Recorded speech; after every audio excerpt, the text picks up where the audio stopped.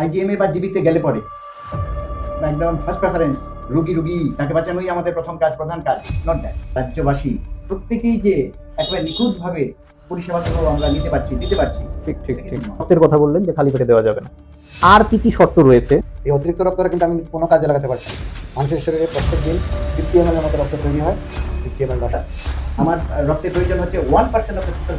সরকারি কর্মচারীরা কাজের দিন রক্তদান করে, সেই দিনের জন্য স্পেশাল কেয়ার পাওয়া এক জায়গা থেকে যদি হয় তাহলে তাকে ওই হেডকোয়ার্টারগুলিতে রেফার করা ছাড়া সেরকম কোনো সুবিধা আমি বলবো রেফার করলেই ভালো হয়। মানে এছাড়া কোনো উপায়ও তো নেই। গন্ডাচড়ায় যদি কারোর এরকম প্রয়োজন হয় তাহলে এদিকে আসা ছাড়া কোনো এখানে একটি সংকটের ব্যবস্থা মানে অবশ্যই রয়েছে। এখন আমাদের অভিজ্ঞতা হচ্ছে যে গ্রুপেরই রক্তের প্রয়োজন আপনাকে একজন ডোনার নিয়ে প্রথম স্থানাধিকারী রাজ্য হিসেবে পরিচিত ছিলাম, কিন্তু এখন আপনার প্রায়শই দেখবেন 30-35 মানে এভারেজ 50 এর উপরে আমরা উঠেছি। বিশাল বিল্ডিং আছে, অনেক বড় ডিগ্রিতে ডাক্তার আছে, এত কিছু আয়োজন থাকা সত্ত্বেও কিন্তু এটা আদর্শ ব্লাড ব্যাংক হবে না, কারণ আসল জিনিস তো ব্লাড। নমস্কার, ত্রিপুরা যুক্তিবাদ বিকাশ মঞ্চের ইউটিউব চ্যানেলে আপনাদের সবাইকে স্বাগত। আজকে আমাদের বিষয় স্বেচ্ছা রক্তদান। ত্রিপুরার যুক্তিবাদ বিকাশ মঞ্চ বিগত প্রায় 3 দশক সময় ধরে ত্রিপুরা রাজ্যের জনস্বাস্থ্য ব্যবস্থা নিয়ে কাজ করে আসছে। এর মধ্যে রাজ্যের রক্তদানের ক্ষেত্রে বিভিন্ন ধরনের প্রতিবন্ধকতা এবং সচেতনতা, রক্তদান সম্পর্কিত বিভিন্ন কুসংস্কার দূরীকরণ ইত্যাদি নিয়ে সংগঠন কাজ করে আসছে। পাশাপাশি ত্রিপুরা যুক্তিবাদ বিকাশ মঞ্চ স্বেচ্ছা রক্তদানের ক্ষেত্রে রক্তদান ব্লাড ব্যাংকগুলির মধ্যে রোগীর প্রয়োজন অনুযায়ী রক্ত গ্রহণ, এলাকায় প্রত্যেকের রক্তের গ্রুপিং করা এবং স্বেচ্ছা রক্তদাতাদের নথিভুক্তকরণ, প্রয়োজন অনুসারে সেই রক্তদাতাদের নিয়োজিত করা, এই ব্যবস্থাগুলি করার চেষ্টা ত্রিপুরা যুক্তিবাদ বিকাশ মঞ্চ করে আসছে। সেই দাবি নিয়ে গণ আন্দোলন, স্বাস্থ্য আন্দোলনে আমরা জড়িত রয়েছি। পাশাপাশি আমরা নিয়মিত দেখতে পাচ্ছি রাজ্যের ব্লাড ব্যাংকগুলির মধ্যে যে বিভিন্ন রক্তদাতারা গেলে রক্তদানের ক্ষেত্রে যে ধরনের প্রতিবন্ধকতা রয়েছে, পরিকাঠামোগত অপ্রতুলতা, স্বাস্থ্যকর্মীদের স্বল্পতা এর অন্যতম কারণ হিসেবে আমরা দেখতে পাচ্ছি। যে প্রতিবন্ধকতাগুলি রয়েছে সেগুলি নিয়ে জনচেতনা তৈরি করা, গণ আন্দোলন তৈরি করা, এই কাজগুলি আমরা করে আসছি। আমরা দেখতে পাচ্ছি যে বিগত বেশ কিছুদিন ধরে ত্রিপুরা রাজ্যে স্বেচ্ছা রক্তদানের ক্ষেত্রে এবং গ্রহীতাদের রক্ত পাওয়ার ক্ষেত্রে ব্যাপক সমস্যা তৈরি হচ্ছে। তো এই সমস্ত বিষয়গুলি নিয়ে আজকে আমরা কথা বলবো। আজকে আমরা অত্যন্ত আনন্দিত, আমাদের মাঝখানে আমরা পেয়েছি রাজ্যের প্রখ্যাত চিকিৎসক, যিনি ব্লাড ব্যাংক পরিষেবার সঙ্গে বিগত 2 দশকের বেশি সময় ধরে যুক্ত ছিলেন, অবসরপ্রাপ্ত ডাক্তার শ্রী সঞ্জীব দত্ত মহোদয়। আমরা পেয়েছি শ্রী চন্দন সরকার, যিনি ভলান্টারি ব্লাড ডোনার্স অ্যাসোসিয়েশনের পরিচালন কমিটির সভাপতি। আমরা এনাদের সঙ্গে আজকে আমাদের এই পডকাস্টে কথা বলবো। স্যার, আপনাদের সবাইকে স্বাগত।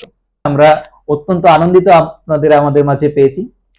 আমি প্রথমেই ডাক্তারবাবুর কাছে জানতে চাইবো যে স্যার, রক্তের প্রয়োজন কি কি কারণে সাধারণত পড়ে, কি প্রেক্ষিতে রক্ত দানের প্রয়োজনীয়তা হয়, বা এরকম কি অবস্থা রয়েছে?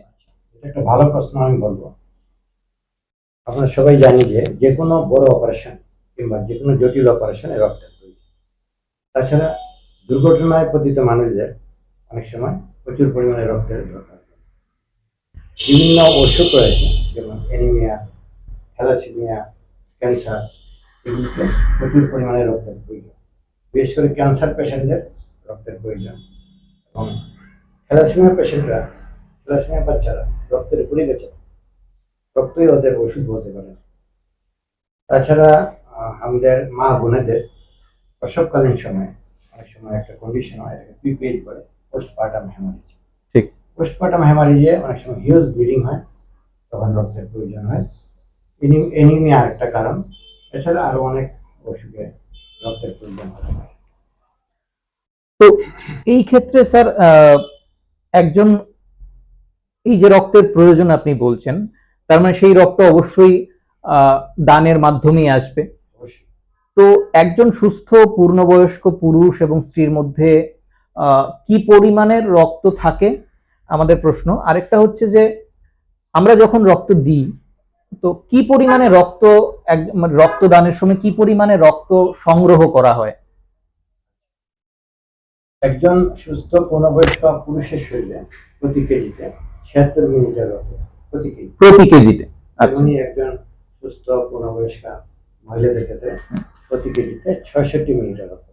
আচ্ছা, আর রক্ত দান যেটা আপনারা করেন, সেটা সাধারণত ত্রিপুরা রাজ্যে 350 ml নেওয়া হয়। কিন্তু এখানে একটা কথা আছে, এটা রক্তের পরিমাণ কতটুকু কালেকশন করা হবে সেটা অনেকটা নির্ভর করে ডোনারের ওয়েটের ওজনের। ডোনারের ওয়েট যদি 45 কিলো থেকে 55 কিলো পর্যন্ত হয়, তাহলে আমরা 350 ml ব্লাড নিয়ে থাকি, এটাই সরকারি গাইডলাইন। আর যদি 55 কিলো অধিক হয় ডোনারের ওয়েট, তাহলে সেক্ষেত্রে 450 ml ব্লাড নেওয়ার প্রভিশন রয়েছে। কিন্তু এই দুই ক্ষেত্রে দুই ধরনের ব্যাগ ব্যবহার করতে হয়। 350 ml এর ক্ষেত্রে এক ধরনের ব্যাগ, 450 ক্ষেত্রে আরেক ধরনের ব্যাগ। দুটোর ব্যবস্থায় ত্রিপুরা রাজ্যে অনেক বছর ধরেই চালু আছে। যে একটা হচ্ছে যে আপনি যে কথা প্রসঙ্গে বলেছেন যে 450 ml যদি আমরা কালেকশন করি, তার থেকে আমরা বিভিন্ন কম্পোনেন্ট বানাতে পারি। সেটা কি কম্পোনেন্ট মানে বিভিন্ন রক্তকণিকাগুলিকে আমরা আলাদা করতে পারি, তাই তো? রক্তকণিকা এবং রক্তরস যেগুলি আছে, প্লাজমা বলুন, রেড ব্লাড সেল বলুন, হোয়াইট ব্লাড সেল বলুন, এগুলিকে আমরা আলাদা করতে পারি। বুঝেছি। আরেকটা জিনিস, মানে আপনি কথা প্রসঙ্গে আপনার বক্তব্য প্রসঙ্গে বারবার ব্লাড ব্যাংকের কথা বললেন। আমরাও জানি যে রক্তের প্রয়োজন হলে আমরা ব্লাড ব্যাংকে যাই। ব্লাড ব্যাংক আসলে কি করে, তাদের কাজটা কি, এবং শুধু এটা নয়, বিভিন্ন হাসপাতালগুলির মধ্যে যে ধরুন আজকে আগরতলার জিবি হাসপাতালে যে ব্লাড ব্যাংক রয়েছে, আইজিএম হাসপাতালে বা টিএমসি তে যে ব্লাড ব্যাংক রয়েছে, সেই রকম ভাবে উদয়পুরের ব্লাড ব্যাংক বা ধরুন সাবরুমের ব্লাড ব্যাংক, গোমতী ডিস্ট্রিক্টের ব্লাড ব্যাংক, সবগুলি কি একই ধরনের কাজ করছে? তাদের পরিকাঠামোগত কি ডিফারেন্স রয়েছে? তাদের কার্যপদ্ধতিগত কি ডিফারেন্স রয়েছে? এটা একটা ভালো প্রশ্ন করেছেন। আমি প্রথমে বলি ব্লাড ব্যাংকের কাজটা হচ্ছে ব্লাড কালেকশন, তারপর blood transportation, blood preservation, blood testing, grouping, cross matching, proper distribution, documentation এবং রিপোর্টিং। এটি হচ্ছে ব্লাড ব্যাংকের কাজ। এটার আন্ডারেই সব কিছু এসে যাচ্ছে। কিন্তু এই কাজগুলির পাশাপাশি ব্লাড ব্যাংকে আরেকটা কাজ রয়েছে, যে কাজটা আমি বলবো অনেক ব্লাড ব্যাংক মেডিকেল অফিসাররা জানেন, হচ্ছে মোটিভেশন। আচ্ছা, ব্লাড ব্যাংকের প্রথমে যে কাজগুলির কথা বললাম, এগুলি যেমন ইম্পর্টেন্ট, সমান ইম্পর্টেন্ট, এর চেয়ে আমি বলবো বেশি ইম্পর্টেন্ট হচ্ছে মোটিভেশন। ব্লাড ব্যাংকের একটা প্রধান কাজ হচ্ছে মোটিভেশন। স্বেচ্ছা রক্তদানের জন্য অবশ্যই আচ্ছা মোটিভেশন। আচ্ছা, এবার আপনি বিভিন্ন ব্লাড ব্যাংকের কথা যে বললেন, মূলত যে ব্লাড ব্যাংকগুলিতে কম্পোনেন্ট সেপারেশন হয়, সেই ব্লাড ব্যাংকগুলি একটু পরিকাঠামোর দিক দিয়ে বলুন আর সব দিক দিয়ে স্টাফের দিক দিয়ে বলুন একটু উন্নত, আর অন্যান্য ব্লাড ব্যাংকগুলি এতটা উন্নত নয়। সব ব্লাড ব্যাংকে কিন্তু কম্পোনেন্ট সেপারেশন হয়। ত্রিপুরা রাজ্যে কোথায় কোথায় এটা হয়? সেটাই বলছি, ত্রিপুরা রাজ্যে 4টে জায়গাতে কম্পোনেন্ট সেপারেশন হয়। একটা হচ্ছে এজিএমসি ব্লাড ব্যাংক, একটা হচ্ছে আইজিএম হসপিটাল ব্লাড ব্যাংক, তারপর আসছে Udaipur district hospital blood bank, আর ধর্মনগর হসপিটাল ব্লাড ব্যাংক। এই 4টাতে কম্পোনেন্ট সেপারেশন চালু আছে, বেশ অনেকদিন ধরেই চালু আছে। আরও কয়েকটা ব্লাড ব্যাংকে চালু করার জন্য চেষ্টা করতে হচ্ছে। এটার জন্য লাইসেন্সের দরকার হয়, অনেক মেশিনপত্রের দরকার হয়, এগুলি অলরেডি প্রসেস আছে। সরকারি ছাড়াও কিন্তু আমাদের আগরতলাতে যে দুটো আইএলএস এবং টিএমসি, এই দুটো তো কিন্তু একইভাবে সেপারেটার আছে। হ্যাঁ, আচ্ছা। তাহলে আমরা বলতে পারি যে ত্রিপুরা রাজ্যের 6টি জায়গায় মোট এরকম হুম। রক্ত বিভাজনের, রক্তকণিকা বিভাজনের একটি ব্যবস্থা রয়েছে। যদি আমরা দেখি যে এই যে টেকনিকটা বা এই যে কম্পোনেন্ট সেপারেশনের ব্যাপারটা, সেটা আইজিএম হসপিটালে কতদিন ধরে চালু আছে এটা? এই যে সবচেয়ে প্রথম ত্রিপুরা যে চালু হয় এজিএমসিতে, এজিএমসিতে। সেটা এই শতাব্দীর প্রথম দশক। একুরেট ইয়ার টাইম বলতে পারবো না, কারণ এটা তো অন দা প্রসেস থাকে না মেশিন। এজিএমসি হবার পরই খুব সম্ভব, তার আগে এর আগে শুরু হয়েছে। মানে আমাদের সংগঠনের কাজের অভিজ্ঞতা থেকে বলি যে আজ থেকে প্রায় 15-20 বছর আগে আমাদের সংগঠনের অন্বেষণেতে এটা নিয়ে প্রতিবেদন ছাপা হয়েছিল, যে আমরা নিজেদের অভিজ্ঞতাতে দেখেছি যে তখন সেপারেশনের ব্যবস্থা ছিল না। আমরা জানি যে রক্তের একটি আয়ুষ্কাল আছে প্রতিটা, এটা আসবো আপনার কাছে। তো সেই তারপর একটা বিশাল অংশে কিছু করার নেই, সেই রক্ত দান করতে হয়। যারা স্বেচ্ছা রক্তদান করছেন তাদের রক্ত ব্যবহার হচ্ছে না। তো তখন আমরা এটা নিয়ে একটি গণচেতনা ডেভেলপমেন্ট প্লাস একটি আন্দোলনের চেষ্টা করেছিলাম, আমাদের প্রতিবেদনেও এসেছিল যে ততদিনে অলরেডি সেপারেশনের টেকনোলজি ভালোভাবে বড় বড় হাসপাতালে রয়েছে, ত্রিপুরা রাজ্যে ছিল না। যাই হোক, পরবর্তী সময় হয়েছে। তো এখনো ব্যাপারটা 6টা জায়গাতে হচ্ছে। তো বাকি ব্লাড ব্যাংকগুলিতে এখান থেকে ওই ইউনিটগুলি ট্রান্সফার করা হয়, তাই কি?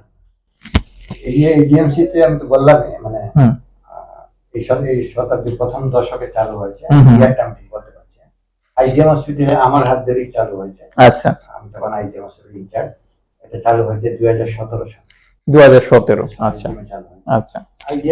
আইজিএম এর কনফারেন্স শুরু হওয়ার কিছুদিন পর উদয়পুরে চালু হয়েছে। আচ্ছা, এটা ডেট আমি বলতে পারবো না। ধর্মনগর এই চারটাতে চালু। আর আপনি যেটা বলছেন, কম্পোনেন্টের ফ্যাসিলিটিটা অন্যান্য ব্লাড ব্যাংক নিতে পারে, ইন দ্যাট কেস ওদেরকে রিকুইশন দিয়ে আমাদের কাছ থেকে নিতে হয় ব্লাড। আচ্ছা, তার মানে ওদের যা প্রয়োজন সেই অনুযায়ী ওরা এসে মানে যখন প্রয়োজন তখন নিয়ে যায়। এই সিস্টেমটা চালু আছে। আর আপনার কথা বলেন, আরেকটা কথা বলছি, ওটাতে ব্লাড ব্যাংকগুলি যা আছে, এছাড়া ব্লাড স্টোরেজ সেন্টার কিছু আছে। সুবিধার্থে পেশেন্টের সুবিধার্থে পেশেন্ট যেন সহজে ব্লাড পেতে পারে, তার জন্য ব্লাড ব্যাংক ছাড়াও সরকার অনেক ব্লাড স্টোরেজ সেন্টার খুলে রেখেছে। সেগুলি হাসপাতালেই নিশ্চয়ই? হসপিটালে। এবং ওইগুলিতে তফাৎটা হচ্ছে, ওইগুলিতে মেডিকেল অফিসার আছেন, টেকনিশিয়ানও আছেন, কিন্তু ওদের কালেকশনের পারমিশন নেই, টেস্টিং এর পারমিশন নেই। ওনাদের কাজ হচ্ছে জাস্ট ইস্যু করা ব্লাড। এবং এই সেন্টারগুলি বিভিন্ন ব্লাড ব্যাংকের সঙ্গে ট্যাগ করা আছে, যেমন আইজিএম এর সঙ্গে ট্যাগ করা আছে বিশাল মেলাঘর ব্লাড স্টোরেজ সেন্টার। এবং আগে এখন আছে কিনা জানি না, খেরাংবার হসপিটাল আছে একটা, খেরাংবার হসপিটালের ব্লাড স্টোরেজ সেন্টারটা আইজিএম এর সঙ্গে ট্যাগ করা আছে। ওদের এখানে যখন কোনো রোগীর ব্লাড দেওয়ার প্রয়োজন হয়, কোনো মেডিকেল অফিসার যদি রিকুইশন দেন, তখন ওখান থেকে রিকুইশন দিয়ে আইজিএম থেকে প্রয়োজনীয় ব্লাড ইউনিট ওরা নিয়ে যায়, ওইখানে ট্রান্সফিউজ করা হয় পেশেন্টের সুবিধার্থে। তো এই প্রসঙ্গে তো মানে একটা জিনিস বোঝা যাচ্ছে যে 6টা সেন্টার আমাদের রয়েছে, বা সেখান থেকে বিভিন্ন ব্লাড স্টোরেজ সেন্টারগুলি ট্যাগ করা, যখন প্রয়োজন ভিত্তিতে তারা এটা করতে পারে। এখানে 6টা সেন্টার থেকে নিতে পারবে না, ওই প্রাইভেট হসপিটালগুলি থেকে হবে এই সিস্টেম। আচ্ছা, সরকারি মানে তাহলে আরো কমে গেল 4টা থেকে করতে। এখন আমার প্রশ্ন হচ্ছে, ধরুন 4টা সেন্টার মানে রাজ্যের জেলা প্রতিও একটা করে নেই, তাহলে এখানে একটি সংকটের ব্যবস্থা তো মানে অবশ্যই রয়েছে। কারণ ধরুন আজকে উদয়পুরে বা ধর্মনগর যেটা রয়েছে, সেখানে গন্ডাচড়ায় যদি কারোর এরকম প্রয়োজন হয়, তারা এদিকে আসা ছাড়া কোনো উপায় নেই। মানে তাদের ট্রান্সপোর্টেশনেই অনেকটা টাইম চলে যেতে পারে, ফলে এখানে একটি অপ্রতুলতা এখনো সাংঘাতিকভাবে রয়েছে। যাই হোক, তো এই ব্যাপারগুলি নিয়ে আমরা আসবো। আর তার আগে একটি ব্যাপার একটু জানতে চাইছি, যে এই যে রক্ত একবার কেউ যদি রক্ত দান করে, তো তারপর সেই ধরুন 450 ml বা 350 ml সেই রক্ত তো আবার শরীরে তৈরি হয়, কতদিন সময় লাগে? তারপর যে রক্তটা নিলাম তারও যে একটা শেলফ লাইফ আছে, সেটা কিরকম? প্লাস এখন আপনি বলছেন যে যেটা আমরা জেনেছি, রক্ত কণিকাগুলি আলাদা আলাদা করে প্রয়োজন অনুসারে মানুষকে দেওয়ার ব্যবস্থা, তো সেইগুলিরও শেলফ লাইফ বা কতদিন সেটা রাখা যায়? আপনি যদি একটু না, এটাও ডাক্তারবাবুই বলবে। আমি মাঝখানে আগের প্রশ্নটা আরেকটু বলা দরকার। নিশ্চয়ই নিশ্চয়ই। সেটা হলো এই যে প্রোগ্রামটা তো রাজ্যবাসী দেখবে। অবশ্যই অবশ্যই, হ্যাঁ। সুতরাং তারা আমাদের কথা শুনে, আপনার আলোচনা শুনে কিন্তু তারা একটা কনসেপ্ট তৈরি করবে অবশ্যই। মনে মনে। এই যে আমরা যেটা বললাম যে 4টে সরকারি আর 2টো বেসরকারি, হুম। এই সেপারেশনের যে সুযোগ, এগুলোর মধ্যে কিন্তু আরেকটা ব্যাপার আছে, এটাও কিন্তু মনে রাখতে হবে। সরকার যেটা মেনটেন করেন, যেমন ধরুন টিএমসি হুম হুম একজন রোগী, হুম হুম টিএমসি ব্লাড ব্যাংকের রক্ত নেই, হুম। রক্ত না দিলে তাকে বাঁচানো যাবে না, হুম। এরকম ব্যাপার। হুম। তো যেই ইয়েটা ডাক্তার সাজেশন দেওয়ার পরে যে কাগজটা দেওয়া হয়, রিকুইজিশন বলা হয় এটাকে, হুম ঠিক হুম। আছে? এইটা কিন্তু আপনার আইজিএমএ বা জিবিতে গেলে পরে বা একদম ফার্স্ট প্রেফারেন্স রুগী তাকে বাঁচানোই আমাদের প্রথম কাজ, প্রধান কাজ, নট দ্যাট। ঠিক। আমাদের কিন্তু দুটো পার্ট, মানসিকতাটাই দুটো। একটা হচ্ছে গভর্নমেন্ট পরিচালিত, আরেকটা হচ্ছে প্রাইভেট। প্রাইভেট শুধু এই দুটো নয়, including all the nursing Holmes. সুতরাং সরকার সেই জায়গায় একটা চিন্তা করেন বা একটা ভাব পোষণ করেন যে আমাদের ব্লাড হাসপাতালে যারা চিকিৎসাধীন তাদের পরিষেবা দেওয়াই হচ্ছে আমাদের মূল কাজ, একমাত্র কাজ, প্রাথমিক কাজ। ঠিক হতে পারে। এবং এখানে আরো একটা আমি বলবো দুঃখজনক, ডাক্তারবাবু সামনে আছে তাকে রেখেই বলছি, আজ থেকে সময়টা আমি বলতে পারবো না, এমন একটা সময় ছিল টিএমসি থেকে যদি রিকুইজিশন আসতো তাহলে কিন্তু আইজিএম থেকে নিয়ে আসতো, আইজিএম থেকে কিন্তু সঙ্গে সঙ্গে এটা দিত, যেমনটা দেওয়া হয় আইজিএম কে। পরবর্তী সময় সরকারি একটা সিদ্ধান্ত হলো যে না, it is also a private concern. এই ব্যাপারগুলো কিন্তু স্বাভাবিকভাবে, সাধারণভাবে রাজ্যবাসী প্রত্যেকেই যে একেবারে নিখুঁতভাবে পরিষেবাগুলো আমরা নিতে পারছি, দিতে পারছি, ঠিক ঠিক ঠিক নয়।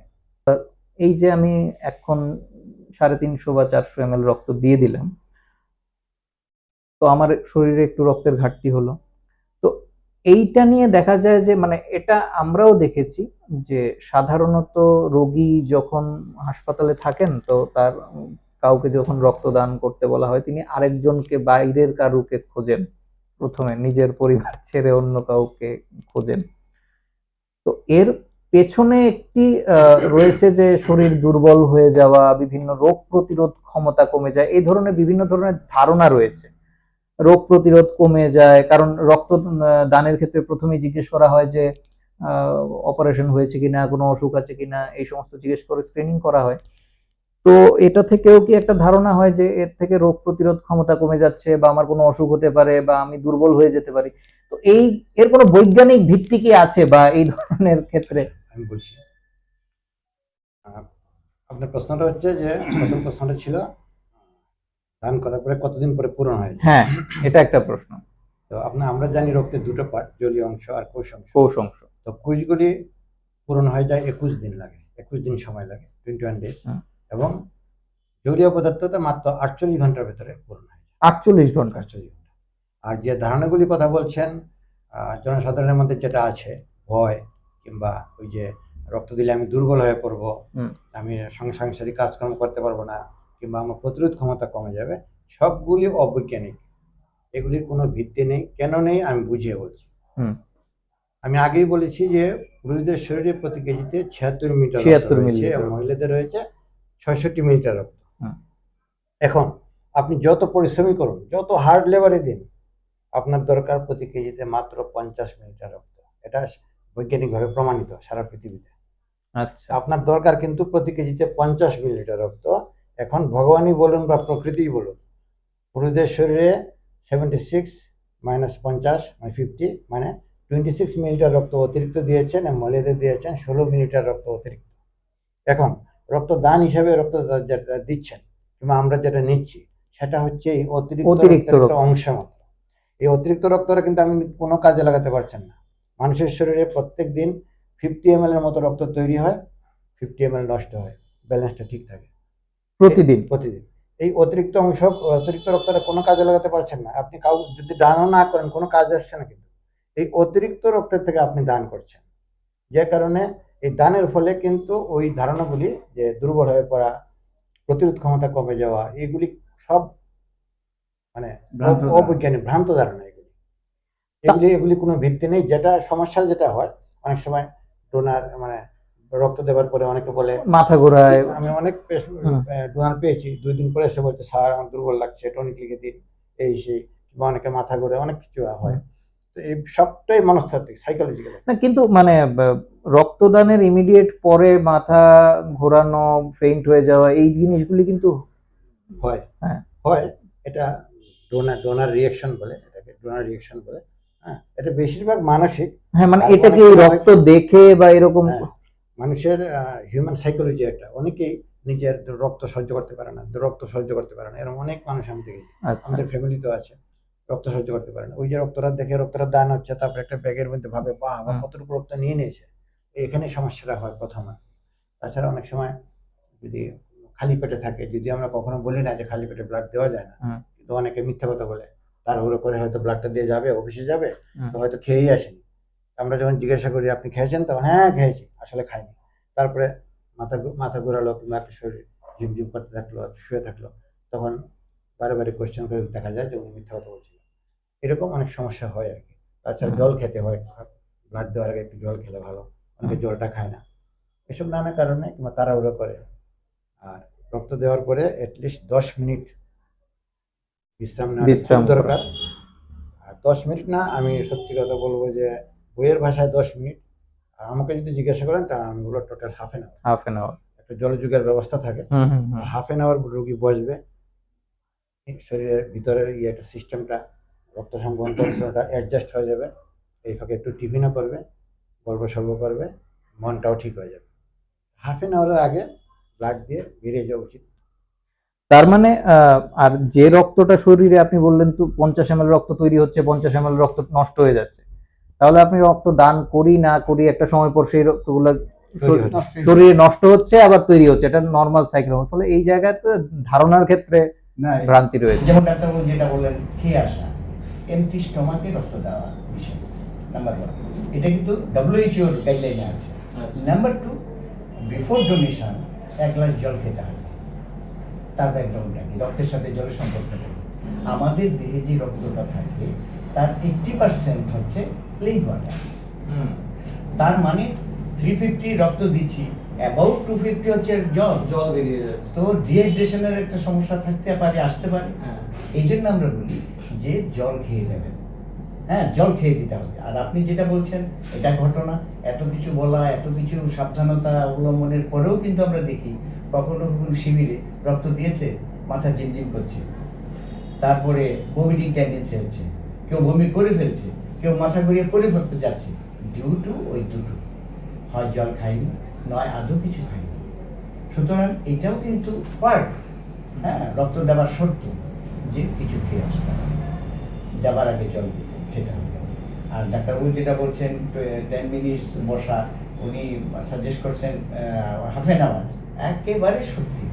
কারণটা কি দেখুন, এই যে প্রিক পয়েন্ট থেকে যখন নিডলটা বের করা হলো, খানিকটা তুলু দিয়ে দেওয়া হলো লাস্ট মুহূর্তে, এই যে প্রিক পয়েন্টের থেকে রক্ত নির্গত হওয়া, তো প্রথমত হচ্ছে এটা একটা সেটআপটা কিন্তু একটু, এই যে একটা সেটআপে আমরা চলছি সাধারণ মানুষ, তারপরে রক্ত দান করা মানে হচ্ছে সেটআপটাতে কিন্তু একটা পরিবর্তন আসছে, কিছুটা আসতে পারে, কিন্তু এটা কোনো মারাত্মক নয়, জীবনঘাতী নয়। আর এটা ওই 20 to 30 মিনিটস নেওয়া হচ্ছে, এই প্রিক পয়েন্ট দিয়ে ব্লিডিং বন্ধ হওয়া, এটা কিন্তু অটোমেটিক বন্ধ হয়ে যায়। অটোমেটিক একটা রক্ত মানে রস আছে, এটা সলিউশনের মতো, এটা এসে ওই জায়গাটা বন্ধ করে হয়ে যায়। এই যে বন্ধ হওয়ার জন্যে কারো 5 মিনিট হয়, কারো 7 মিনিট লাগতে পারে, কারো 10 মিনিট লাগতে পারে। ডাক্তারবাবু যেটা বলছেন একটু বিশ্রামও হলো, ওই কাজটাও হলো, 30 মিনিটস একদম গ্যারান্টেড। এই জিনিসগুলো কিন্তু বুঝতে হবে, বুঝাতে হবে, তাহলে দেখা যাবে। আর রক্তদান করে কোনো বিপদ হয়েছে, রক্তদানে বিপদগ্রস্ত হলে পরে, এই বমি করলে পরে আর মাথা ঘুরিয়ে পড়লে পরে তো কেউ আসবে না। ঠিক। তো এই যে আপনারা একটি শর্তের কথা বললেন যে খালি পেটে দেওয়া যাবে না, আর কি কি শর্ত রয়েছে? মানে কি কি শর্ত রয়েছে বলতে যে সুনির্দিষ্ট পরিমাণকগুলি রয়েছে, যেমন ধরুন হিমোগ্লোবিন লেভেল বলুন বা ওজনের পরিমাপ বলুন, সেটা ন্যূনতম কি হলে দেওয়া যায়, বয়সের ক্ষেত্রে কি আছে, বিভিন্ন কোন কোন রোগের ক্ষেত্রে বা কি হতে পারে, মানে এটা যদি বলেন তাহলে দর্শকদের মাধ্যমে। আচ্ছা, আমি বলছি এটা, আচ্ছা আমি সংক্ষেপে বলছি। যে কোনো সুস্থ পূর্ণবয়স্ক মানুষ যার বয়স 18 থেকে 65 বছরের মধ্যে, আচ্ছা যার শরীরের ওজন কমপক্ষে 45 কেজি, আচ্ছা, যার হিমোগ্লোবিনের মাত্রা কমপক্ষে 12.5 গ্রাম পার্সেন্ট, পুরুষ না মহিলা? উভয়। উভয়ের। 12.5 গ্রাম পার্সেন্ট হিমোগ্লোবিনের মাত্রা, এবং যার নাড়ির গতি এবং ব্লাড প্রেশার বয়স অনুযায়ী যথাযথ রয়েছে, এবং যার গত 1 বছরের মধ্যে কোনো বড় অপারেশন হয় আচ্ছা কিংবা কোনো বড় অসুখ বিসুখ হয়নি, এবং যার কোনো মেজর অর্গানের কোনো বড় ডিজিজ নেই, এবং যিনি এই মুহূর্তে সুস্থ আছেন, উনিই রক্ত দিতে পারবেন। তাছাড়া আরো অনেকগুলি ছোটখাটো ক্রাইটেরিয়া রয়েছে, এগুলি এখানে বলা সম্ভব না। হ্যাঁ মানে on duty medical officer, hmm. On duty medical officer বিভিন্ন কোয়েশ্চেনের মাধ্যমে কিংবা কাউন্সিলর আমাদের যারা থাকেন, যারা ফর্মটা ফিল আপ করেন, তো ওনারা জেনে নেন, এবং ডাক্তারবাবু কোয়েশ্চেন করে রোগীর কাছ থেকে এটা, সরি রোগী নয়, ডোনারের কাছ থেকে এটা জেনে নেন। আমি আরেকটু ক্লিয়ারিফাই করি, উনিও জানেন, হুম। সেটা হচ্ছে এতকাল কিন্তু ছিল 60, হুম 18 স্টার্টিং আর ফিনিশিং হচ্ছে 60, 60 বছর পর্যন্ত দিতে পারবে। হুম। পরবর্তী সময় বিশ্ব স্বাস্থ্য সংস্থা WHO সারা বিশ্বব্যাপী একটা সমীক্ষা, পরীক্ষা নিরীক্ষা এগুলো তো তার প্রতিনিয়ত করেন।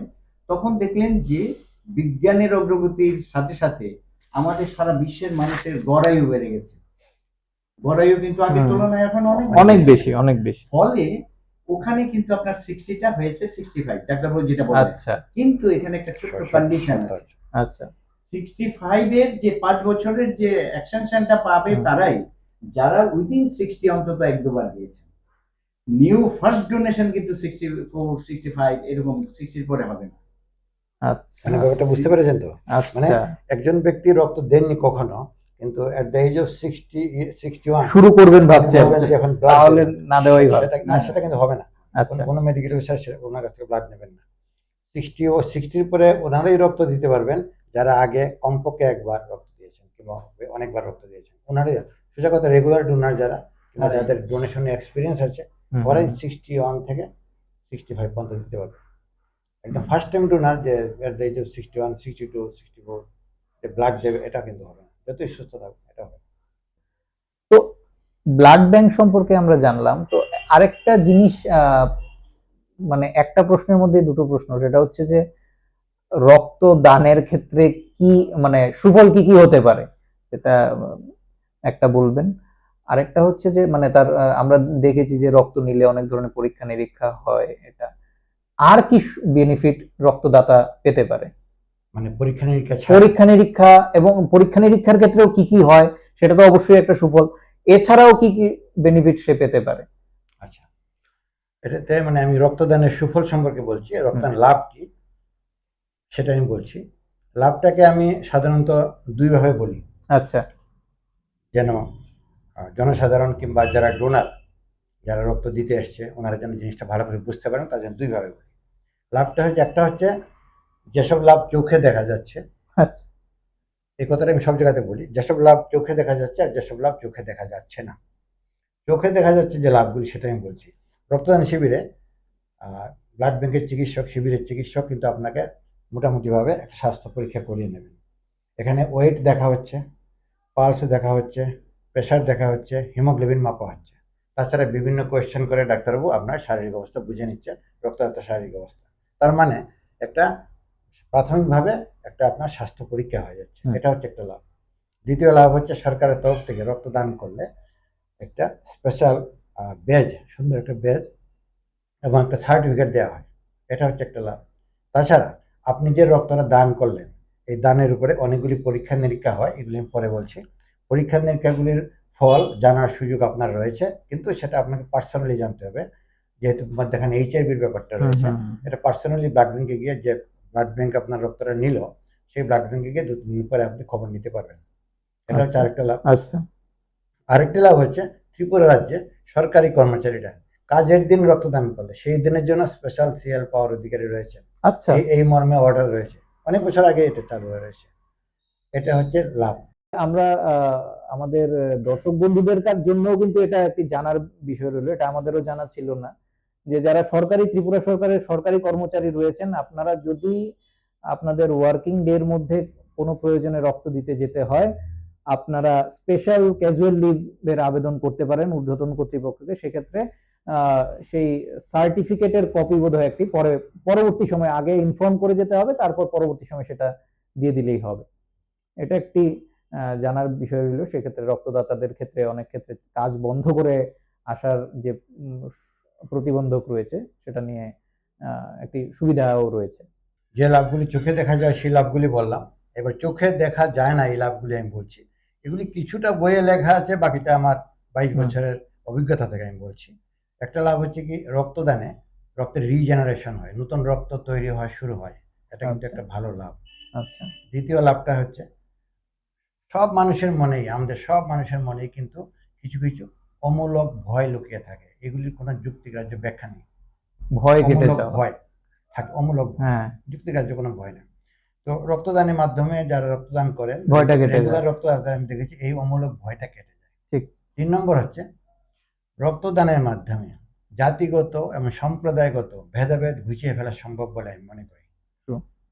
আরেকটি হচ্ছে রক্তদান আমি মনে করি সামাজিক সম্প্রীতি এবং জাতীয় ঐক্য রক্ষায় একটা ভালো ভূমিকা নিতে পারে। আরেকটি কথা আমি বলবো, এটা আমি সব জায়গাতে বলি, যখন আপনি রক্তদান করবেন তখন দেখবেন যে রক্তদানের পরে আপনি তো নিশ্চয়ই রক্তদান করেছেন, হ্যাঁ, রক্তদানের অনেকবার। পরে আপনার একটা স্বর্গীয় অনুভূতি হয়, একটা অদ্ভুত ভালো লাগার অনুভূতি হয়। এই ভালো লাগার অনুভূতিটা যারা রক্ত দেননি তারা কখনো বুঝতে পারবেন। এই ভালো লাগার অনুভূতিটা কিন্তু আপনি কোনো কিছু দিয়ে মাপতে পারবেন না। এটা একটা লাভ। আরেকটি লাস্ট লাভের কথা আমি বলবো, এটা আমার অভিজ্ঞতা থেকে বলছি। আমি লক্ষ্য করে দেখেছি যারা নিয়মিত রক্তদান করেন তারা মানুষ হিসাবে ক্রমশই ভালো হতে থাকেন, আমাদের চেতনার স্তর উন্নত হয়। এটা আমার অভিজ্ঞতা থেকে বলছি, এটা আমি মনে করি সবচেয়ে বড় লাভ। স্যার, এই যে ব্যাপারটা বোঝা গেল, তো আবার ওই আগের প্রশ্নের সূত্র ধরে একটি জিজ্ঞেস করছি, যে এই যে আমরা রক্ত কণিকাগুলির বিভাজন করে দিচ্ছি, মানে এটা কেন? মানে হোল ব্লাড আর কাউকে প্লাজমা দেওয়া হচ্ছে, কাউকে, এটা কি রোগ বিশেষে প্রয়োজন রয়েছে না কি? আর সেই ক্ষেত্রে একই প্রসঙ্গে আরেকটি প্রশ্ন হচ্ছে যে এই যে আলাদা আলাদা করে আমরা রক্তকণিকাগুলি নিচ্ছি, বা ধরুন অ্যাজ এ সম্পূর্ণ রক্ত যেটা হোল ব্লাড বলা হচ্ছে সেটা নেওয়া হচ্ছে, সেই সম্পূর্ণ জিনিসটার আয়ুষ্কাল নেওয়ার পরে সেটার আয়ুষ্কাল কতদিন? প্রতিটা রক্তকণিকার আয়ুষ্কাল কতদিন? মানে কতদিনের মধ্যে দিতে হবে? এই ব্যাপারগুলি যদি একটু বলেন। দেখুন, রক্তকণিকার আয়ুষ্কাল যদি বলেন তাহলে সেটা আমি বলবো মানুষের দেহের ভেতরে একরকম আর কালেকশনের পরে বাইরে আরেক রকম। আচ্ছা, আমরা সবাই জানি যে আরবিসি, রেড ব্লাড লোহিত রক্তকণিকা যেটা, আরবিসির শরীরের ভেতরে আয়ুষ্কাল হচ্ছে এভারেজ 120 ডেজ। আচ্ছা, আচ্ছা। ডাব্লিউবিসি তো কোনো সিঙ্গেল কণা নয়, চার পাঁচটা কণা মিলে ডাব্লিউবিসি বলা হয়। এদের আয়ুষ্কাল হচ্ছে 1 থেকে 15 দিন। আর প্লেটলেট একটা জিনিস আছে, নিশ্চয়ই নাম শুনেছেন, বাংলাতে বলে অনুচক্রিকা। প্লেটলেটের আয়ুষ্কাল হচ্ছে কয়েক ঘন্টা থেকে ক্ষেত্র বিশেষে 5 দিনের মতো। আর কালেকশন যেটা করা হয় ত্রিপুরাতে, আমরা সিপিডি, এটা রক্তের আয়ুষ্কালটা ব্লাড ব্যাংকে কালেকশনে পরে যেটা, এটা হচ্ছে কিছুটা নির্ভর করে কোন সলিউশনে কালেকশন করা হচ্ছে। আচ্ছা, এক ধরনের ব্যাগ আছে সিপিডিএ, এটা অল ওভার ইন্ডিয়ায় ব্যবহৃত হয়, সাইট্রেট ফসফেট ডেক্সট্রোজ এডেনিন। এই সলিউশনে যখন কালেকশন করা হয় সেক্ষেত্রে আয়ুষ্কাল হচ্ছে 35 ডেজ, অনলি 35 ডেজ। আরবিসি না, পুরো ব্লাড, হোল ব্লাড। আচ্ছা, 35 ডেজ। এখান থেকে আপনি দুটো কম্পোনেন্ট বানান, 3টে কম্পোনেন্ট বানান, আয়ুষ্কাল সেম, তবে আবার কম্পোনেন্টের মধ্যে একটা তফাৎ রয়েছে, সেটা আমি পরে বলছি। তো আরেক ধরনের ব্যাগ আছে, এটাকে বলে স্যাগ এম কিংবা নিউট্রিসেল ব্যাগ, মানে সলিউশন, এটা সলিউশনের নাম হয়। তো ওই ধরনের ব্যাগে কালেকশন করলে আয়ুষ্কাল 42 ডেজ। আচ্ছা। এবার ব্লাড ব্যাংকে যখন কম্পোনেন্ট সেপারেশনের সাহায্যে আলাদা করা হলে প্লেটলেট 5 দিনের মধ্যে ব্যবহার করতে হবে। প্লেটলেট যেটা আলাদা, ত্রিপুরাতে সাধারণত কি হয়, fresh frozen plasma, packed RBC আর fresh frozen plasma, packed RBC আর প্লেটলেট, এই 3টি কম্পোনেন্ট হয় ত্রিপুরাতে। তো প্লেটলেট বানানোর পরে ঠিক 5 দিনের মধ্যে ব্যবহার করতে হবে, আচ্ছা 5 দিনের মধ্যে ব্যবহার করতে হবে এটা। আর আরবিসি তো যেটা বললাম 35 ডেজ এবং হোল ব্লাডও 35 ডেজ। এবার এফএফপি একটা আছে, fresh frozen plasma. Fresh frozen plasma যখন আমরা বানিয়ে এটাকে -30 টু -80 ডিগ্রি সেন্টিগ্রেডে রাখতে হয়। স্পেশাল ফ্রিজ আছে, -30 টু -80 ডিগ্রি সেন্টিগ্রেডের ভেতরে রাখতে হয়। এটার আয়ুষ্কাল হচ্ছে 1 বছর লাগে, প্লাজমাটাকে। প্লাজমাটাকে 1 বছর লাগে। আচ্ছা, তাহলে এখানে তো একটা ব্যাপার অবশ্যই রয়েছে, যেহেতু আমাদের রাজ্যে ওই রকম বিভাজনের সুবিধা সব জায়গায় নেই, ফলে কোনো প্রত্যন্তে বা শহরের বাইরে যদি কোথাও এই 4টে সেন্টারের বাইরের জায়গাতে যদি হয়, তাহলে তাকে ওই হেডকোয়ার্টারগুলিতে রেফার করা ছাড়া সেরকম কোনো সুবিধা, আমি বলবো রেফার করলেই ভালো হয়, মানে এছাড়া কোনো উপায়ও তো নেই। উপায় নেই। তো সেই ক্ষেত্রে মানে যেহেতু আপনি ব্লাড ব্যাংক অ্যাডমিনিস্ট্রেশনের সঙ্গে অনেক দিন ধরে ছিলেন, মানে এরকমটা কেন? এটা তো স্পষ্টতই যে আমরা প্রত্যেকটা ডিস্ট্রিক্ট হেডকোয়ার্টারের যে হসপিটালগুলি রয়েছে সেখানে এই ব্যবস্থাটা কেন চালু করা যাচ্ছে না, বা এত হ্যাঁ কম্পোনেন্ট সেপারেশন, তার স্টোরেজ, সেগুলি কেন করা যাচ্ছে না? সবগুলি ব্লাড ব্যাংকে কম্পোনেন্ট সেপারেশন চালু করা খুব ডিফিকাল্ট, কারণ অনেক স্কিল পার্সনের দরকার হবে এবং অনেক টাকারও ব্যাপার। পরিকাঠামোটাই তাছাড়া কম্পোনেন্ট সেপারেশন কোথায় হবে? ধরুন ব্লাড ব্যাংক হচ্ছে হেলথ উইং এর একটা মাত্র জায়গা যেখানে সেন্ট্রাল গভর্নমেন্ট, সেন্ট্রাল ড্রাগ অথরিটির লাইসেন্স লাগে। ব্লাড ব্যাংক আচ্ছা। কিন্তু লাইসেন্স করা, ওদের কাছে লাইসেন্স আনতে হয়। তো নানা রকম ক্রাইটেরিয়া থাকে, ক্রাইটেরিয়াগুলি ফুলফিল হলেই ওরা লাইসেন্স দেবে, না হলে দেবে না। এবার ব্লাড ব্যাংকের লাইসেন্স হলো, কিন্তু সেই ব্লাড ব্যাংক কম্পোনেন্ট করতে পারবে কিনা তার জন্য আরও কিছু ক্রাইটেরিয়া রয়েছে।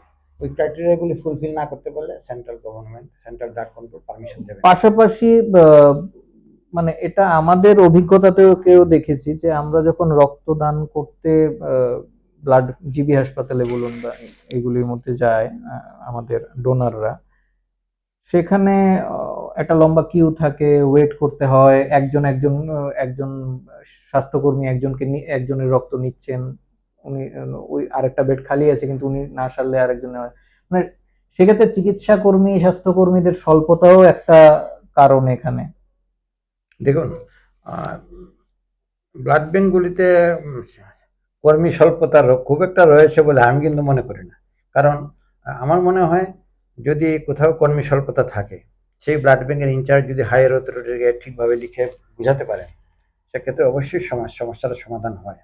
কারণ আমার সার্ভিস লাইফে আমি বলছি, যখনই এই ধরনের সমস্যা হয়েছে আমি কিন্তু অথরিটিকে কনভিন্স করতে পেরেছি, এবং আমি আশা করি যুক্তি দেখিয়ে অথরিটিকে বললে, চিঠি দিলে এটা নিশ্চয়ই সমাধান হবে। আপনি যারা বলছেন যে সেটা কিন্তু স্যার, হ্যাঁ মানে সেটা কিন্তু স্যার অভিজ্ঞতা থেকে বলছি যে আমাদের আমি বুঝতে পারছি। হ্যাঁ, তো আইজিএম হসপিটাল আমি বলবো, আইজিএম হসপিটালে কিন্তু দুটো একই সঙ্গে দুটো বেড আছে। তো এই ডোনার যদি থাকে, দুটো বেডই কালেকশনের ব্যবস্থা আছে, এবং বেশিরভাগ সময় দুটো বেডে একই সঙ্গে কালেকশন করা যায়। এখন অন্যান্য ব্লাড ব্যাংকে যদি এই ব্যবস্থা না থাকে, একজনের পর একজন কালেকশন হয়, তাহলে আমি বলবো হয়তো ওদের কর্মী স্বল্পতা। সেইখানে আরো একটা ব্যাপার আছে, আমরা অনেক সময় এটা লক্ষ্য করি যে ব্লাড ব্যাংকে অনেক কর্মী ওই ভলান্টারি ব্লাড ডোনেশন ক্যাম্পগুলিতে চলে যান, সেটা একটা ব্যাপার। হ্যাঁ মানে এটা একটা ব্যাপার, হ্যাঁ মানে আমাদের এটা অভিজ্ঞতা যে গিয়ে দেখা গেছে লোক নেই, কারণ প্রত্যেকটা ভলান্টারি ব্লাড ডোনেশন ক্যাম্পের মধ্যে অবশ্যই একজন স্বাস্থ্যকর্মী এবং একজন চিকিৎসককে থাকতেই হবে, একজন না টেকনিশিয়ান, হ্যাঁ। সেটা নির্ভর করে আবার তার কিরকম ডোনার, এক্সপেক্টেড ডোনার কিরকম, বলে দুজন তিনজন থাকতে হয়, ফলে সেখানেও একটা মানে স্বল্পতা তৈরি হয়। মানে ওভারঅল এটা আমাদের অভিজ্ঞতা থেকে দেখেছি যে যথেষ্ট স্বল্পতা কিন্তু রয়েছে, যে কারণে যারা রক্ত দিতে যায়, রক্তদাতাদের ভোগান্তি কিন্তু অস্বীকার করা যায় না। এখন কিন্তু এটা রয়েছে স্যার, আপনি এটা স্বীকার করুন না করুন, এই প্রসঙ্গে চন্দন স্যার এটা ভালো বলতে পারবে না। তারপরে হচ্ছে অর্থাভাব ইত্যাদি এগুলো আছে। তো আমরাও এগুলো দীর্ঘদিন যাবৎ দাবি করে আসছি যে যারা ছোট ছোট সংগঠন, যারা প্যান্ডেল করতে পারে না, এই না সেই না, এগুলো তাদের জন্য আমরা যদি এই হাসপাতালে কোনো একটা ব্যবস্থা করতে পারি, যাতে তারা এসে ফ্ল্যাক্স নিয়ে আসবে, ওখানে লাগিয়ে দেবে, সবাই বুঝবে যে অর্গানাইজড বাই এই, কিন্তু ওখানে স্মুথলি এটা হবে, তাতে খরচা অনেক অনেক কম হবে, ডোনাররা খুব কমফোর্টেবলি ডোনেট করতে পারবে। সেটা হলো, যেমন ধরুন এখন আমরা মোটিভেশনে যেখানে যাই, এই যে একটা রক্তদান শিবির করা ভালো, মানবিক কর্মসূচি সবই বুঝলাম, কিন্তু এটাকে অর্গানাইজ করতে গেলে কতগুলো কিন্তু মানে সমস্যার সম্মুখীন। ক্ষেত্রে মানে এটা ডোনেশন রিলেটেড একটা প্রশ্ন, সেটা হচ্ছে যে আগে ধরুন আজকে থেকে 10-12 বছর আগে আমাদের অভিজ্ঞতা যেটা ছিল যে যখন কোনো রোগীর রক্তের প্রয়োজন হতো, সে রিকুইজিশন স্লিপ নিয়ে ব্লাড ব্যাংকে যেত, তাকে সেখান থেকে যদি রক্ত থাকে তাকে দেওয়া হতো। হ্যাঁ, আর যদি কোনো রক্ত শর্টেজ থাকে তাহলে বলা হতো আপনি একটা ডোনার অর্গানাইজ করুন, অ্যারেঞ্জ করুন। এখন আমাদের অভিজ্ঞতা হচ্ছে যে যে গ্রুপেরই রক্তের প্রয়োজন আপনাকে একজন ডোনার নিয়ে যেতে হবে। এই পরিস্থিতিটা কেন? মানে তাহলে কি, মানে আমি একটু স্ট্যাটিস্টিক্সের দিক থেকে প্রশ্ন করব যে এই তাহলে কি কোনো ডিক্লাইন এসছে এই স্বেচ্ছা রক্তদান শিবিরের ক্ষেত্রে বা কিছু কারণ এটা আমাদের দাতাদের অভিজ্ঞতা এটা, যে আগে আমরা শুধু রিকুইজিশন স্লিপ নিয়ে ব্লাড ব্যাংকে যেতাম, সেখানে বলতো যে যদি থাকে তাহলে দিত। কোনো নেগেটিভ গ্রুপের রক্ত যেরকম স্বল্পতা থাকতো সবসময়, তখন বলতো যে আপনি ডোনার অ্যারেঞ্জ করুন, বা তখন বিভিন্নভাবে সেটা কালেকশন করা। কিন্তু এখন দেখা যাচ্ছে ও পজিটিভ রক্তের জন্যও আপনাকে একজন ডোনার দিতে হবে সরকারি হাসপাতালে, সেটা কেন? সেখানে আমি বলবো, আপনাদের যেমন অভিজ্ঞতা আছে আমাদের অভিজ্ঞতা আছে নিশ্চয়ই, এই জন্য স্যার আপনি ফ্রিকোয়েন্ট, আমরা কিন্তু ব্লাড ব্যাংক গুলোতে যাই ফ্রিকোয়েন্ট, প্রতি সপ্তাহে কয়েকবার করে আমরা যাতায়াত করি, কোনো সমস্যা, কাউকে একটু সহযোগিতা করা ইত্যাদি ইত্যাদি। সেখানে হয়েছে কি জানেন, আমি মানে যেহেতু রাজ্যবাসী শুনবেন, সেখানে রাজনীতির সাথে যারা যুক্ত তারাও আছেন, নিশ্চয়ই আজ থেকে আমাদের ধরুন 15-20 বছর, 15-16-17 বছর আগে আমাদের যে কালেকশন রেটটা ছিল, সেটার তুলনায় এখন কিন্তু একেবারে অনেক নেমে গেছে আর কি। আমরা কিন্তু আপনাদের মনে থাকবে 98% পর্যন্ত আমরা এক্স্যাক্টলি ত্রিপুরা তো খুব কনজিকিউটিভ ইয়ার্সে আমরা সারা দেশের মধ্যে শীর্ষস্থানে ছিলাম, প্রথম স্থানাধিকারী রাজ্য হিসেবে পরিচিত ছিলাম। কিন্তু এখন আপনার প্রায়শই দেখবেন 30-35, মানে এভারেজ 50, এর উপর আমরা উঠাতেই পারছি না। অথচ প্রয়োজনটা তো ঠিকই আছে, প্রয়োজনটা বাড়ছে, বরং যোগান দেওয়ার মতো নেই। এখন প্রয়োজন এবং আয়োজনের সাথে যদি সমতা না রাখা যায়, সর্বক্ষেত্রে এটা আসবে। এখন প্রশ্ন কি, কেন এমনটা হচ্ছে? বিশেষ করে দেখুন, জানি না, কারোর মনে আঘাত দেওয়ার উদ্দেশ্যে আমি বলছি না, এখন আমি দেখি কিছু কিছু সংগঠন আছে, প্রথমেই জানতে আসে, আচ্ছা আপনাদের ত্রিপুরার হাইয়েস্ট কালেকশনের রেকর্ডটা কি? হ্যাঁ, হাইয়েস্ট কালেকশনের রেকর্ড কি? ধরেন বললাম 480, ঠিক আছে, আমরা 490 দেবো এবার, মানে ঘোষণা, আচ্ছা, ফর্ম ফিল আপ হলো, গিয়ে দেখা গেল আপনার 50, টোটাল 50 হচ্ছে না। তার মধ্যে ওই যে এতক্ষণ আমরা যেগুলো আলোচনা করলাম, প্রচারের ব্যাপারটা আগে চলে এসছে, প্রচারটাই আর প্রচার সর্বস্ব। এবং আপনাদের আমি বলবো, সেটা হচ্ছে আমি ব্যক্তিগতভাবে রাজনীতির সাথে যারা পরিচিত তাদের ঘরে ঘরে আমি যাই, গিয়ে তাদের অনুরোধ করি, আপনারা কটা মানে রক্তদান করবেন, কত দেবেন? 300, প্লিজ 300 একবারে না দিয়ে 3টা সেগমেন্টে, কাজে বেশি লাগবে আর মানে আসবে এবং উপকার হবে মানুষের বেশি, না মানে একটা রেকর্ডিং ইয়েটা থাকে বা কাজ করে আর কি। তো সুতরাং এই যে অভাবের কারণে কিন্তু এই জিনিসটা হচ্ছে। আগে এখানে আপনার রক্তদানের পরে কিন্তু একটা কার্ড দেওয়া হতো, এখানে বলা হতো a donor will get 1 unit of blood in is ব্র্যাকেটে লেখা থাকে সাবজেক্ট টু অ্যাভেলেবিলিটি। এখনো সেটা দেওয়া হচ্ছে। আগে সেই কার্ড দিয়ে রক্ত পাওয়া যেত, এখন সেই কার্ড দিয়েও কিন্তু রক্ত পাওয়া যাচ্ছে না। হ্যাঁ, এখন তো মানে ডোনার কার্ড দিয়ে তো এখন রক্ত পাওয়া যায় না, মানে ব্যাপারটা হচ্ছে যাই না, নেই, রক্ত মজুদ নেই। ফলে ও পজিটিভ বলুন বা যে কোনো রক্তের গ্রুপের কথা বলুন, আপনার ডোনার নিয়ে আসুন, উপায় তো নেই। ইয়ের ভেতরে যারা বসে আছেন, ডাক্তার বলুন, টেকনিশিয়ান বলুন বা অন্য কোনো কর্মচারী বলুন, মাঝে মধ্যেই তাদের অনেক গালমন্দ শুনতে হয়, অনেক সময় অনেক দুর্ঘটনাও ঘটছে, আপনারাও জানেন। এই হচ্ছে আসল ঘটনা। এমন হয় না কখনো যে শেলফে বা ফ্রিজের মধ্যে ব্লাড ভর্তি আছে, কে বা কাহারা এসে চাইলো আমি দেব না, এরকম কিন্তু আচ্ছা, এই প্রসঙ্গে আমি একটু বলি। নিশ্চয়ই নিশ্চয়ই স্যার। এখানে মূল প্রশ্নটা হচ্ছে যে আপনি বলছেন যে আগে ইজিলি রক্ত পাওয়া যেত, এখন কেন পাওয়া যায় না? সেটা আমি বলছি। ত্রিপুরা রাজ্যে গত কয়েক বছরে দেখা যাচ্ছে রক্তের প্রয়োজন বছরে অ্যারাউন্ড 43,000 ইউনিট প্রতি বছর।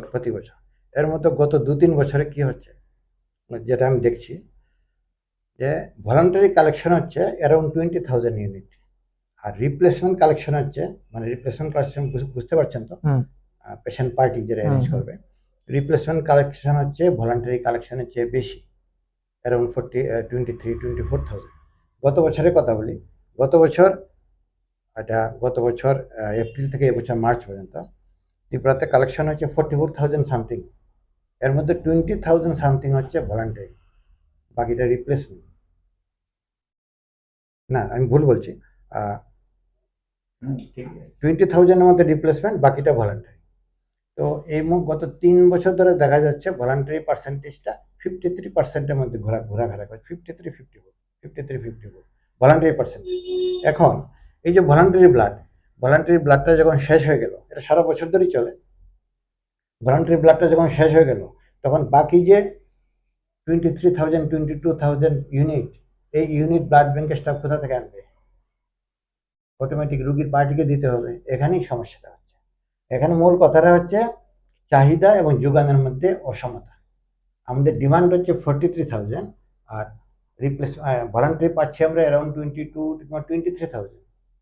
এই যে মানে সেটা স্যারের কথা কি সমর্থন করছে, যে একটা ডিক্লাইন হয়েছে, রক্তদানের ক্ষেত্রে একটা ডিক্লাইন হয়েছে। এইখানে আরেকটা প্রশ্ন, যে যারা ওই রিপ্লেসমেন্ট যারা আছে, যারা ডোনার পেশেন্ট পার্টি যাদের ডোনার নিয়ে যাচ্ছেন, তাদেরটাও কি ভলান্টারি হিসেবে যাচ্ছে? না, এটা রিপ্লেসমেন্ট। এটা হচ্ছে ভলান্টারি ব্লাড, সেটাই যে আপনি আনকন্ডিশনাল দান করবেন, যে অমুক পেশেন্টকে দিতে হবে, এটা কিন্তু ভলান্টারি। আপনি আনকন্ডিশনালি দান করবেন ব্লাড। আচ্ছা, একটা কথা বলি। প্রথম কথা হচ্ছে ভলান্টারির যে ব্যাপারটা, এখানে কিন্তু আমাদের দেশের সর্বোচ্চ আদালত মাননীয় সুপ্রিম কোর্টের একটা ভার্ডিক্ট আছে। ওনারা বলেছেন যত ইউনিট রক্ত ট্রান্সফিউশন করা হবে গ্রহীতাকে, A to Z মানে 100% হতে হবে, আসতে হবে থ্রু ভলান্টারি ব্লাড ডোনেশন। কারণ পরীক্ষা নিরীক্ষা করে এই যে ক্রাইটেরিয়া গুলো, ভলান্টারি ব্লাড ডোনেশন, আরেকটা ছিল প্রফেশনাল, যেটা নেই, 96-এ এটা নিষেধাজ্ঞা জারি করা হয়েছে ও সুপ্রিম কোর্টের মাধ্যমে। রিপ্লেসমেন্ট ডোনেশন পেশেন্ট পার্টি দিচ্ছে। আরেকটা বলি, আমাদের রাজ্যবাসী খুব এটার সাথে পরিচিত নয়, আমিও কিন্তু আগে বলতাম না, যেহেতু আমাদের রাজ্যে এটা নেই, অটোলোগাস কালেকশন জাস্ট মার্চে আমাদের রাজ্যে প্রথম চালু হলো আপনার এজিএমসি।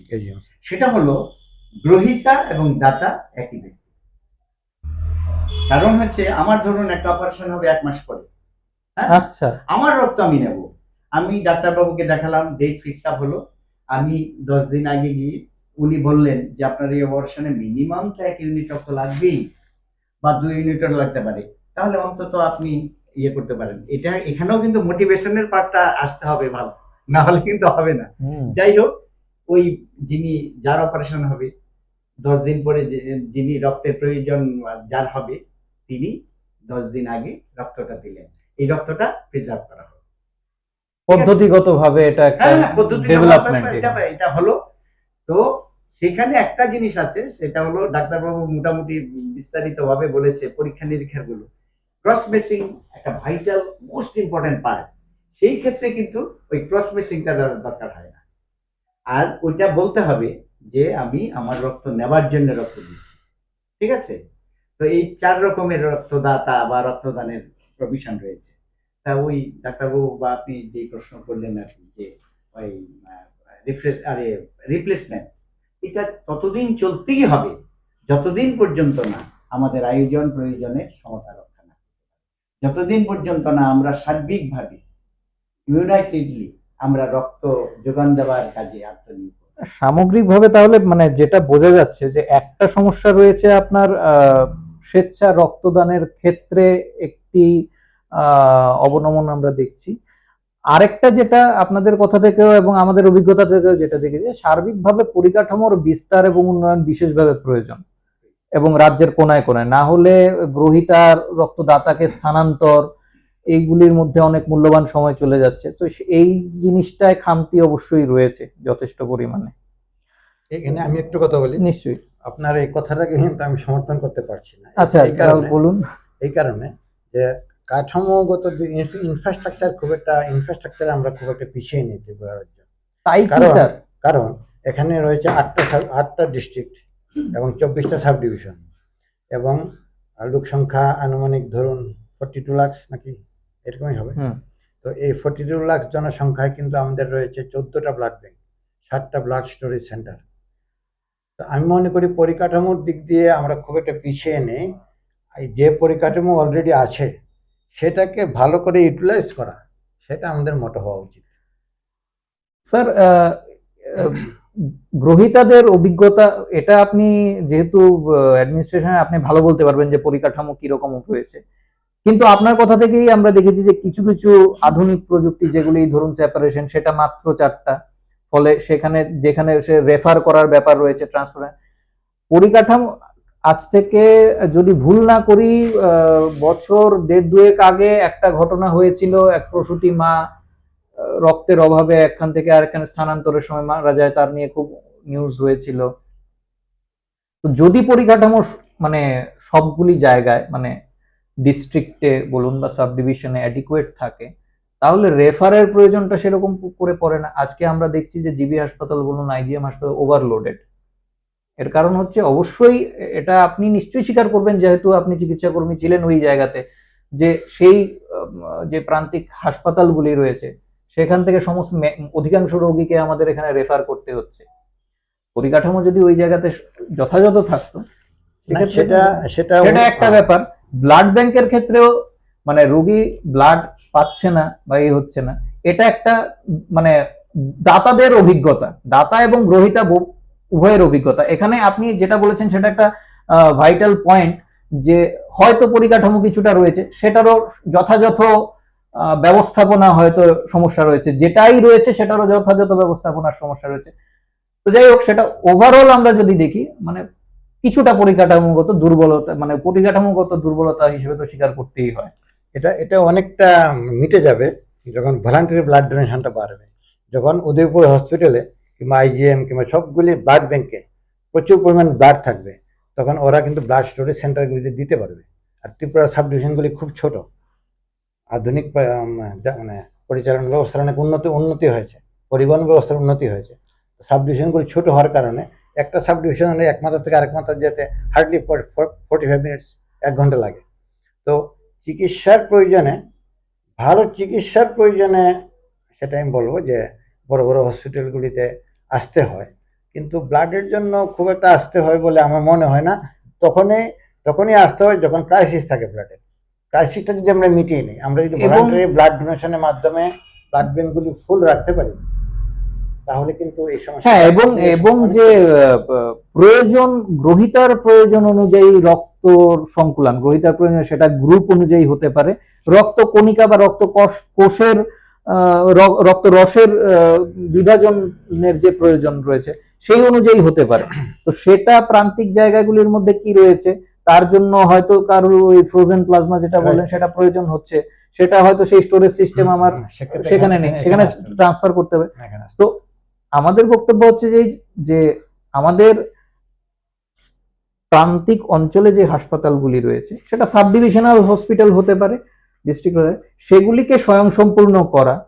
সেগুলি যদি স্বয়ংসম্পূর্ণ হয় তাহলে রোগীদের ভোগান্তি, মানে এটা আপনাদের মানে আইডিয়াল ঠিক নয়, এটা আমি এই জায়গাতে একটু ডিফার করছি, যে আইডিয়াল বলবো না, এটা প্রয়োজনীয় বলবো। হ্যাঁ, মানে আইডিয়াল নয়, শব্দটা হওয়া উচিত ডিজায়ার্ড, তাই নয় কি? কারণ সেই জায়গাগুলি থেকে যদি আমার এখানে ট্রান্সপোর্ট করতে হয়, অনেক সময় যে রোগীর আর্থিক অবস্থা, নানান ব্যাপার রয়েছে, ট্রান্সপোর্টের ব্যবস্থা রয়েছে, কি রয়েছে, এটা আমরা দেখছি। তো সেই জায়গাগুলি একটা করা যেতে পারে। পাশাপাশি আরেকটা জিনিস আমি এখানে আসার আগে একটা জিনিস জানতে পেরেছিলাম, যে যেমন ধরুন একজন, এখন যেটা শুনেছি যে একজন রক্তদান করলো, একজন রক্তদাতা, সেই রক্ত প্রয়োজন অনুযায়ী 4টা বা 5টা ভাগে ভাগ করে আলাদা করে নেওয়া হলো ব্লাড ব্যাংক। তো একটা ইউনিট ব্লাড থেকে ধরুন কাউকে প্লাজমা দিতে হবে, তো নিশ্চিতভাবেই একজন ডোনার থেকে সাফিসিয়েন্ট অ্যামাউন্ট প্লাজমা পাবে না। তার মানে একজন গ্রহীতা যার শুধু প্লাজমা দরকার বা শুধু আরবিসি দরকার, অন্তত 2 থেকে 3 জন, বা আপনারা সঠিক সংখ্যা বলতে পারবেন, তার থেকে বেশি সংখ্যক দাতার প্রয়োজন একজন গ্রহীতাকে সাপোর্ট করার জন্য। তো এই জায়গায় কি মানে সেক্ষেত্রে একটা নতুন পদ্ধতি আমি শুনছিলাম, যে সেটা হচ্ছে যে সিঙ্গেল ডোনার থেকেই আমার যেটা প্রয়োজন, যদি প্লাজমা প্রয়োজন হয় প্লাজমা নিয়ে নেওয়া, যদি আপনার কোনো রক্ত কোষের প্রয়োজন হয় সেটাকে আলাদা করে নেওয়া, প্লাজমা এফারেসিস বা এরকম এফারেসিস টেকনিক, যেটা এটা আমি এইমস বা এগুলির মধ্যে শুনেছি। তো সেক্ষেত্রে ওই যে ঘাটতির ব্যাপারটা রয়েছে, যে আমাদের অনেক দাতা আর গ্রহীতার যে অনুপাত, সেটাকেও আমরা কিছুটা করতে পারবো, কিন্তু নিশ্চিত এটা আমাদের রাজ্যে নেই। সেটা যদি করা যায়, সেটা প্রয়োজনীয়তা অবশ্যই রয়েছে, সেটা মানছি আমি। সেটাও মানে ব্যাপার হচ্ছে আমরা আজকে যে আলোচনা, তার প্রাণ হচ্ছে অবশ্যই। Blood bank. What is blood bank? বিশাল বিশাল বিল্ডিং আছে, অনেক ভালো ভালো বড় বড় ডিগ্রিধারী ডাক্তার আছে, এক্সপার্ট টেকনিশিয়ান আছে, এক্সপার্ট নার্সেস দেয়। এত কিছু আয়োজন থাকা সত্ত্বেও কিন্তু এটা আদর্শ ব্লাড ব্যাংক হবে না, বা ব্লাড ব্যাংক পদবাচ্যেই এটা মনোনীত হবে না। কারণ আসল জিনিস তো ব্লাড ছাড়া এই এত কিছু থাকার পরেও কিন্তু কিছুই না। এবং আপনি অবাক হবেন, মানে আমাদের নিট কতটা, ইয়ারলি নিট যদি জানেন আপনি? না। অনলি 1%। শুধু এটা আমাদের রাজ্যের নয়, আমাদের দেশের, সারা বিশ্বের। যেমন ত্রিপুরার আমার রক্তের প্রয়োজন হচ্ছে 1% অফ দ্য টোটাল পপুলেশন। আমার দেশের প্রয়োজন কত? 1% অফ দ্য টোটাল পপুলেশন, যেটা নিঃসন্দেহে একটা সহজ কাজ। আমি গত পরশুদিন এক জায়গায় গিয়েছিলাম এই মোটিভেশনাল ডিসকাশনে। তা আমি বললাম যে দেখুন, আমি কোনো রাজনীতির দৃষ্টিকোণ থেকে বলছি না, আমি আলোচনা করে শুনে আমি দেখেছি আমাদের বর্তমান মাননীয় প্রধানমন্ত্রী একটা স্লোগান ছিল, হর ঘর ঘর তেরঙ্গা। এই স্লোগানটা দেখেছি অনেকের মনে খুব গেঁথেছে এবং মুখস্থ শিখে ফেলেছে, এই করেছে সেই করেছে। সেটার ইয়েতে যদি আমরা বলি, হর ঘর ঘর রক্তদাতা যেদিন করতে পারবো, হতে পারে আমাদের রাজ্যে, সেই দিনই আপনার দেখা যাবে যে কোনো রিকুইজিশন নিয়ে গেলে তিনি রক্ত পাবেন। যতক্ষণ পর্যন্ত না আয়োজন আর প্রয়োজনের সমতা রক্ষা না হবে। আরো একটা বলছি, আমি আপনার প্রশ্নের বাইরেও আমি বলছি, কখন আমরা করতে পারবো? আমি বিগত 5-7 বছর যাবৎ আমাদের দুটো বড় উৎসব আছে ইয়ে নিয়ে। একটা হচ্ছে 14 জুন আসছে আগামী মাসে, যিনি রক্তের গ্রুপ আবিষ্কারক কার্ল ল্যান্ডস্টাইনের জন্মদিন, world blood donors day. 1 October হচ্ছে জাতীয় স্বেচ্ছা রক্তদান দিবস। এই দুটো দিনে আমি চেষ্টা করি কিছু লেখার, ডাক্তারবাবুও লেখেন পত্রপত্রিকায়। আমি কয়েকবার ধরে আপনার সমস্যা সমাধানের সূত্রগুলি দেখাবার চেষ্টা করেছি। আমার বিচারে নাম্বার 1, 60 বিধানসভার আসন রয়েছে। ক্লাব ভাববার কারণটা কি, পরিবার ভাববার কারণটা কি? সে প্রয়োজনে ভাববে, আর তারা তাদের মানে নৈতিকতার কারণে তারা করবে। সুতরাং যদি 60 জন বিধানসভার সদস্যরা তাদের নিজ নিজ এলাকাগুলোতে যদি আমাদের নিড অনুযায়ী আপনার রক্তদান শিবিরের আয়োজন করতে পারতেন বা করতে পারে, যেটা খুব সহজে হতে পারে, তাহলে আমাদের কমে যায়, প্রয়োজন মিটে যায়। আজ পর্যন্ত কিন্তু হয়নি। আরেকটা দ্বিতীয় হচ্ছে ভয়ঙ্কর বিয়ে, হয়তো আমি জানি না, ডাক্তারবাবুও সামনে আছে। ইদানিং কিন্তু আরেকটা জিনিস হচ্ছে, এটা WHO এর কথা, rational use of blood and it's component. ঠিক, এটা কিন্তু একটা সাংঘাতিক গুরুত্বপূর্ণ। রক্ত থাকলেই হবে না, এই প্রসঙ্গে আসছিলাম। হ্যাঁ, মন্ত্রীরা মানে বিধায়করা যদি 60টা ইয়েতে করে, তখন দেখা যাবে হয়তো এই 2 মাস, এই 15 দিন হয়তো একটু শর্টেজ থাকতে পারে।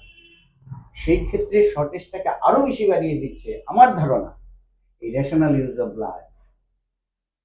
আমি যখন ইয়েটা দেখি, এই রিকুইজিশনটা দেখি, আমাদের কাছে প্রায়ই আসে। তাকে আজকে বা কালকে রক্ত না দিলেও কোনো ব্যাপার না, মরে যাবে না। ওই রেশনাল ইউজটা যেটা আমরা রাজ্যের মধ্যে রেশনাল ইউজ অফ ব্লাড করেছি আজ থেকে 20 বছর আগে, খুব বড় করে আমরা সেমিনার করেছি। গ্রহিতার প্রয়োজন অনুযায়ী, তাই তো? কোনটা? Rational use. ইয়েস, গ্রহিতার প্রয়োজন কতটা প্রয়োজন আছে। এই যে সেপারেশনের যে ইয়েটা, এই ধারণাটা কি করে এলো, কারা এনেছেন? WHO। এখানে অন্য কোনো ব্যক্তির কোনো বাহাদুরি কিন্তু ব্যাপার নেই।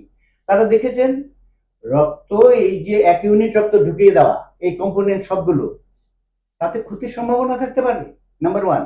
Number 2, wastage. রক্ত তো নিঃসন্দেহে একটা অত্যন্ত মূল্যবান একটা দেহের অংশ। এই জিনিসগুলো যদি আমরা মনে প্রাণে গ্রহণ করতে না পারি, অনুভব করতে না পারি, এবং সেগুলো দূরীকরণের জন্য সচেষ্ট না হতে পারি, তাহলে কিন্তু আপনাদের আয়োজন, আমাদের কথা বলা, চিৎকার চেঁচামেচি কোনো কাজেই মানে কিছু হবে না। সেই জন্য আমাদের একেবারে দল মত সমস্ত নির্বিশেষে এখানে কোনো ব্যারিয়ার থাকবে না। রক্তের দরকার, আমি রক্ত দেব, রক্তের কাজ করব, এইভাবে কিন্তু আমাদের সবাইকে এগিয়ে আসতে হবে। অসংখ্য ধন্যবাদ। যেহেতু আমরা গণবিজ্ঞান সংগঠন করি, সাধারণ মানুষের দৈনন্দিন জীবনে বিভিন্ন সমস্যা নিয়ে থাকি, এর মধ্যে সাধারণ মানুষের জীবনে চিকিৎসা সংক্রান্ত সমস্যাটাই একটা ব্যাপক এবং মূল সমস্যা। ফলে আমাদের নিয়মিত বিভিন্ন অবস্থার মধ্যে দিয়ে যেতে হয়।